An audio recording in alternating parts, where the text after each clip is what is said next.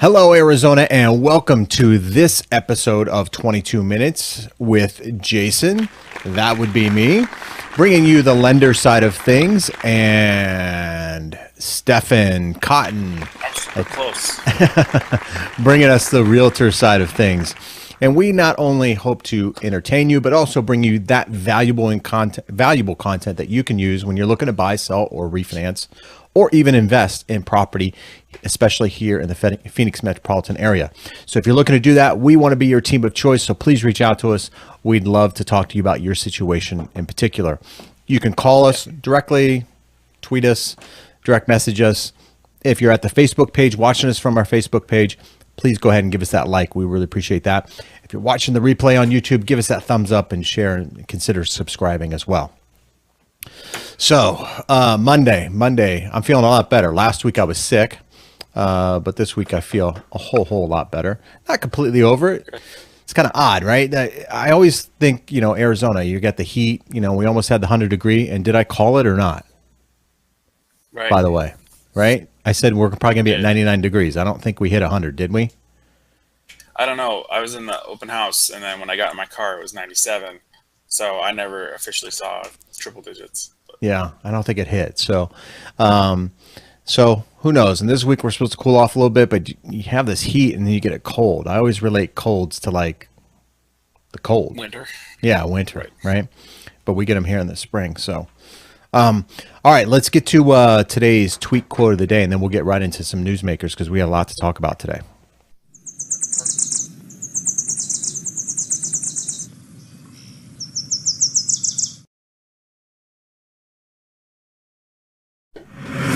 All right, here we go.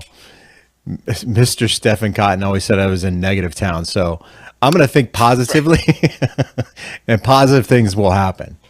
That's what I'm going to do. I'm going to get out of negative town, and I suggest that everybody else does. That's our Monday motivation brought to us by, I don't know who that is. Is he in the Navy? Looks like he might be in the Navy. How do you know? Oh, because of the Navy thing at the left? Yeah. You're like a detective. I am. Yeah. Forensics, man. Forensics. Calling you smart. That's positive too. Thinking positive. Think positive. And you should think positive too. We were talking in the pre-show there about some people who were having some difficulty getting their home or getting their offer accepted. Offers accepted, yeah. Yeah, think positive. Think positive. There are strategies to do that. And I think some agents just should start deploying those, especially in that highly competitive price point. Using some additional. Or 3. The other thing, and before we get to the other stuff, the other thing for feedback was, seeing what you like for your price now. And I think that's always the burden from day one in real estate. I can afford 150. I'm not happy with what I see. I can afford 250. I'm not happy with what I can see. So the expectations for what they can get for their dollar amount, maybe. Not there, so you have to kind of set those expectations. Let's talk about qualifying for more, or are you willing to pay $270 for the house that you really want? Then, Yeah, absolutely. I mean, you got to set the right expectation with your clients, no question about it. And clients got to be realistic about what's going on too. But that comes from the agent. I think, sometimes I think clients have this over expectation about what, their offer is the best, and the agent's got to reel that back in a little bit. They got to reel that in. So sometimes it's a reflection of the agent, not representing the client properly. All right, with that. And then, go ahead. Okay. One more thing. Sorry. Yeah. No, say it. The property that was on the pre-show here, we got an offer on it. It was a pretty good offer. My client doesn't want to pay concessions the first week. So he's all like, if they can't afford to pay their own closing costs, what makes me think that they can afford the house, type of stuff. So that whole expectation is like, well, this is the market we're in here. If we can, we do. If we don't, then you don't have to. But first off, this is an offer in the hand. So do you want to get rid of the offer in hand and hope for somebody that doesn't need closing costs? Yeah. I think your cord keeps hitting your mic there a little bit too. Yeah. So I think your phone ringer's on. Yeah, I know. I need to turn my phone ringer off. Yeah. All right. Hey, let's get to today's top newsmakers. Positive. I know, right? You brought me down. I'm bringing myself down. All right, let's get to it, man.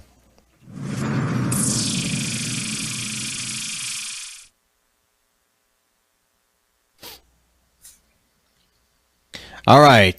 Top newsmakers. The first one here, the House. House releases DoddFrank Rewrite.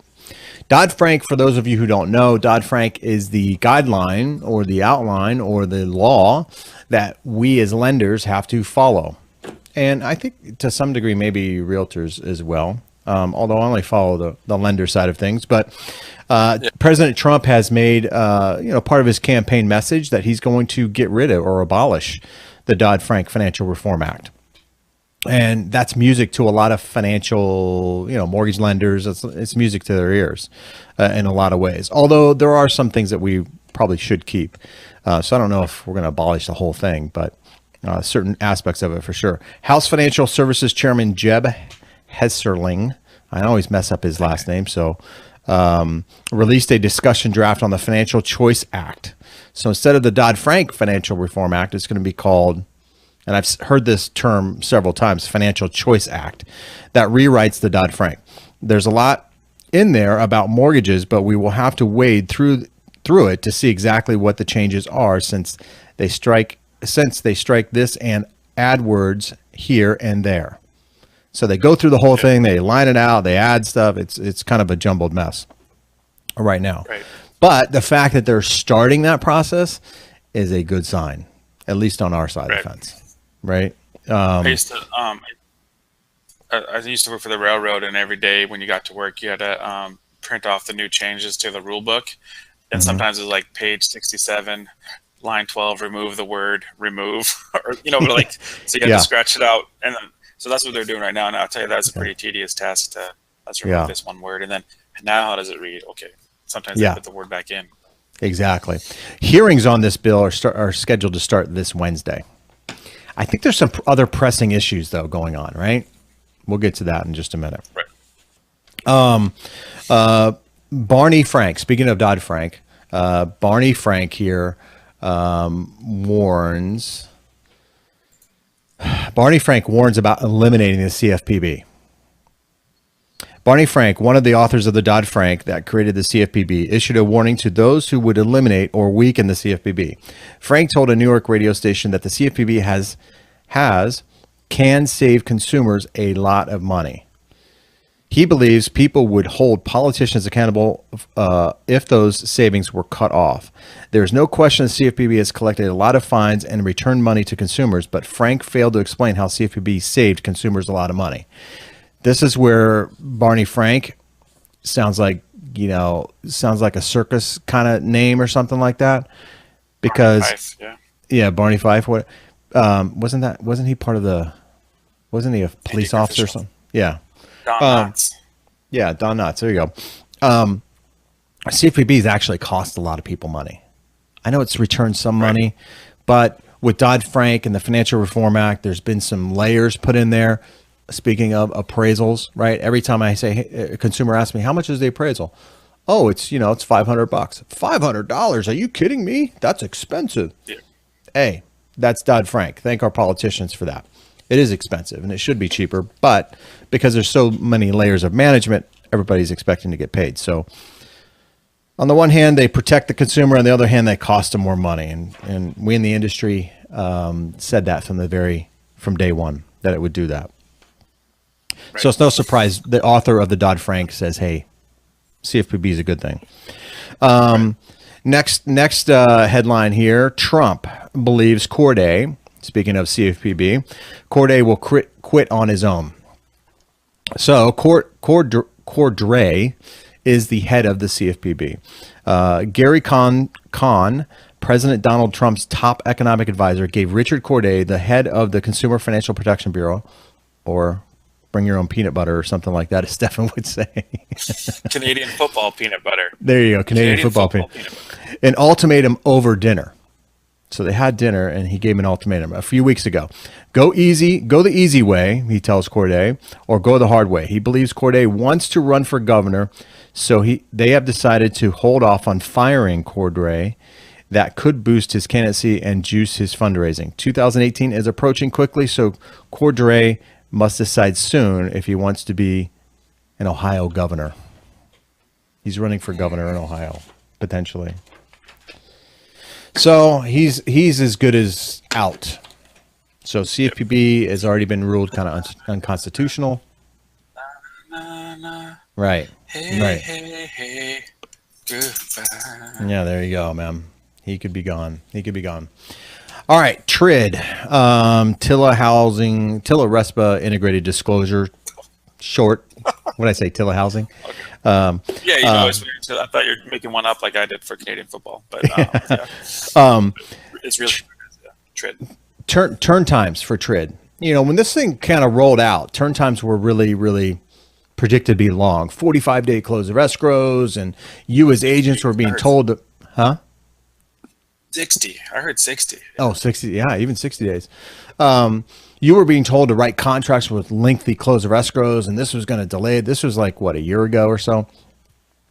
And I said from the very beginning, hey, I even said on my podcast, hey, turn times aren't going to really change. Not going to change. And for the most part, they haven't changed. But there were some lenders who couldn't get a grasp on TRID. They were afraid of their own shadow, considering the CFPB and the fines and all that. I get it. But it seems as though those lenders are coming back in line with everybody else. It seems like they've gotten the hang of TRID, it says here. It shows turn times down to 43 days on average. The shortest time period since TRID began. That is for both purchase and refinance loans. The survey also shows purchases up 63% of closed loans as a refi boom seems to be waning. So turn times aren't as long. I was going to say it's hard to refi when the interest rates are higher than what you are currently at, or something, because the interest rates gone up. Yeah. What is your average turn time? Between 21 and 30 days. Okay. Yeah, that's good. So that's 2 weeks shorter than the average. Yeah. Yep. 21 to 30 days. Easy. Let's see here. Next one is the economic housing boom or economic boom fizzling. I don't know. Not according to the Dow Jones this morning. I saw it was up like 230 points or something like that. But over the past couple of weeks, it kind of fizzled downward, trended downward here. There are signs of pullbacks in the economy that is beginning to worry Wall Street. And I think this is more or less with Europe. I don't know if it's internally here. Consumer borrowing is down, and as is commercial borrowing from banks. Since spending in the United States is down via borrowing, especially for large items, there's some concern. It is a bit early to worry about but some experts are watching closely. Slowing could hold rates down. The other thing is Trump is like saying something about like the federal, all the contracts by American versus whatever is the cheapest. So if that goes through, I think that boosts the economy too, right? Yeah, forcing absolutely. the government to purchase American made. Yeah, absolutely. Absolutely. So I don't know. There was some worry over France and things like that. So I think with that election kind of not totally behind them, they got 2 weeks before they elected a new president. But France is going through what we went through, right? They're considering some very unorthodox candidates, I guess, if you read their election there. In fact, the guy who's leading is very similar to Trump in a way. He has no political background whatsoever. Jerry Lewis? Is he still around? What is Jerry Lewis? Jerry Lewis? Yeah, no, it's not Jerry Lewis. He's very famous over there in France. In France? He's a TV star here. Jerry Lewis is huge over there in France. So that'd be great if he was their president. Yeah. All right. Next one here. This we talked about this a little bit, and other parts of the country are having some pains with this. Appraisals. The American Society of Appraisers, ASA, and the National Association of Independent Fee Appraisals, NAIFA, that's a tongue twister, are merging. They're coming together. As the appraisal world shrinks, it only seems logical for appraisers to try and gain more clout or become irrelevant. The Appraisal Institute will still be the largest trade organization in the field, even after the merger. So you're seeing some consolidation here going on. Like good, bad? I don't know. I guess it will determine.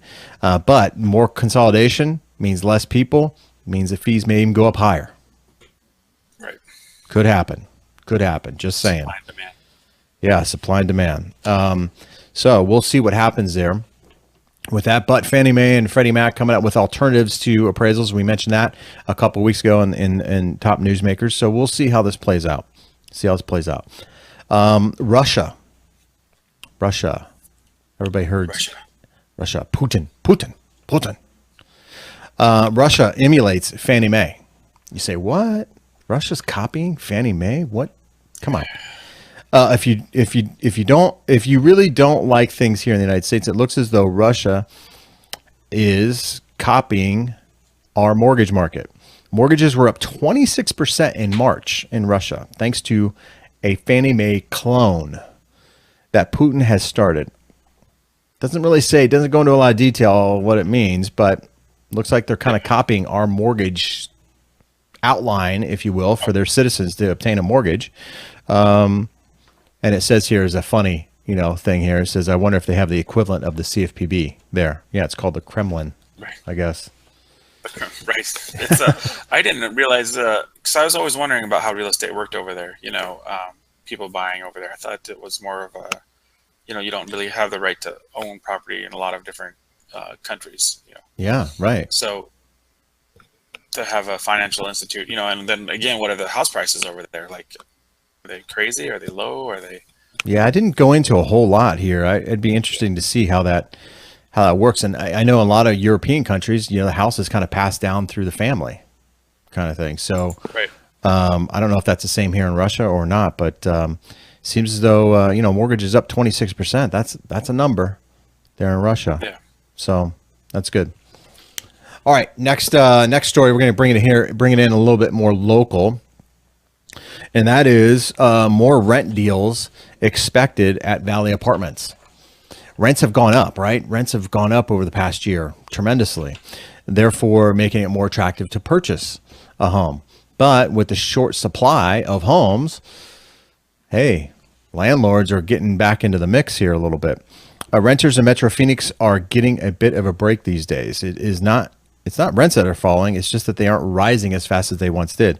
The average cost of leasing a Valley apartment grew by 5% during the past year, according to new data for the national research firm Yardi, Y-A-R-D-I, Matrix. Don't know what they are or where they're out of, but this is out of our actual local newspaper here article. Sure. In 2015, the monthly cost to lease a Phoenix area apartment jumped almost 8%. So it's down 3% year over year, which is good. More bargains could be coming to renters very, very soon, though. The Valley is in the midst of an apartment building boom. So many projects are popping up so fast, it's getting tough to keep track of all the apartment complexes going up. And I've seen this, especially in Scottsdale, some of the higher demand areas. Yeah. Apartment complexes are going up dramatically. Now, I think this is a result of the boom. Lots sat for a while, couldn't get funding on those lots, and now funding is starting to come available. They have to then go with what the original plan was, which was apartments. And so it's kind of one of those things where it's delayed here a little bit for these apartments. They're just now getting funded.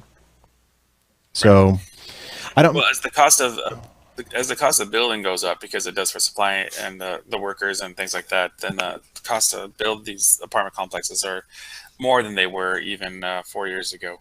But there's definitely a need for housing. I mean, you build an apartment complex, I'm sure you'll get 50% occupancy quick.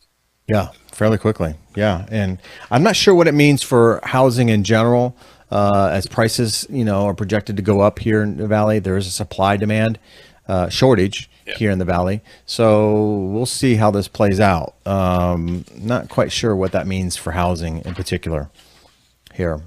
All right, next story. This one, I'm probably gonna let's we'll touch base on it here. We reported about 3 or 4 months ago about tiny homes, tiny apartments. There's an apartment complex going up, supposedly not going up now because this story, but it was going up. It was going to lease these apartments, 400 square feet for $1,300 a month in downtown Phoenix. There is huge demand down there in downtown Phoenix for housing. And so they were taking advantage of it. However, they're in the midst of a lawsuit right now. And they're not the only one. There's like 3 other buildings that are amidst this lawsuit. And the lawsuit basically stems from, and I didn't know this here in Phoenix, but the Phoenix City Council can approve a 25-year lease agreement. Well, let me back up here for a minute. The city council will consider entering into 3 lease agreements that align with construction phases of the project. Together, they will save the company about $9 million compared to what would have been paid in property taxes. So the city, basically, to entice these companies to build properties in these areas, will say, hey, you build it, we'll take the lease from you. The city of Phoenix does not pay property taxes. Therefore, they free up the property tax burden, expense for the project, which saves this company about $9 million. Now, the problem is that a lot of the other businesses in the area are saying, wait a minute here. We're taking on the tax burden. He doesn't have to. And furthermore, to kind of complicate things, there are a couple buildings that the city would receive $10,000 a year in lease payments for each of them. So there's 3 buildings, 2 of which would pay $10,000 a year in lease payments to the city of Phoenix. It's like, well, that's less than $1,000 for a more than 200 or 600 unit apartment complex with commercial space. Yeah. Seems a little bit skewed there. Now, in return, the investors or the project managers here would designate 5% of the units as workforce housing. I don't know. And they have in quotation workforce housing, rented at reduced rates. Half of the ground floor retail space would go rent-free to incubators, merchant pop-up spaces, nonprofit organizations, and artist lofts for 2 years. So people are a little angry about that. It is a law here in Phoenix that they're totally within their right to do that, but they're challenging this law right now. So that's been held up indefinitely, that tiny apartment complex. Well, we are out of time, my friend. I know. Here's Alicia Keys. This is Alicia Keys' house. I'll say it real quick, and then we'll get out of here. Yeah. We'll end it. 3.19 million Camelback on the side of Camelback. She might have written such hits as "This girl is on fire" in this house. You never know. You never know. It's for sale. Could be from those videos. Yeah, a lot of people didn't know it was for sale. Hey, last thing too, I want to say real quick. Government shutdown. The government's voting this week. It could cause some delays if you're out there looking or in the midst of a mortgage. And how it can cause delays in your financing. Realtors need to pay attention, lenders need to pay attention, and consumers need to pay attention to this because we have to get Social Security verification and IRS transcripts. If the government goes into shutdown, those 2 divisions will be shut down. There'll be no employees there. Wow. So getting transcripts or getting your Social Security number verified would be delayed until the government reopens, therefore delaying your closing. So be prepared for that. I probably should start off with that. That's pretty important because it looks like it could happen.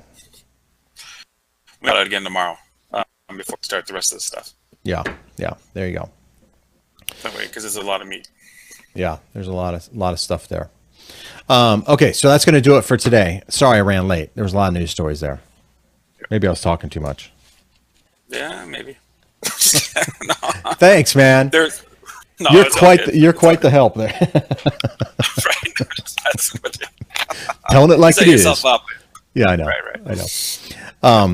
All right, so thanks everyone for watching this episode of 22 Minutes with Jason and Stefan as we try to bring you all the valuable newsmakers in real estate to help you navigate through this, kind of crazy little real estate transaction you may find yourself in. So hopefully you got some information out of that. If you're looking to buy, sell, refinance property, reach out to us. We want to hear from you. We definitely want to hear from you. So please reach out to us. Our numbers are right below. And if you're watching us from that Facebook page, you can certainly message us from there or like our page, whatever. Communicate with us from there. That'd be awesome. All right. Anything else you want to add? No, I'm looking forward to a good week. So let's see how this goes. I'm going to stay positively thinking positive results, right? Think positive. Yes. Think positive for the week. All right, everyone. Have a great day. And we hope to see you out there shopping for a home very, very soon. Take care, everyone. Bye-bye.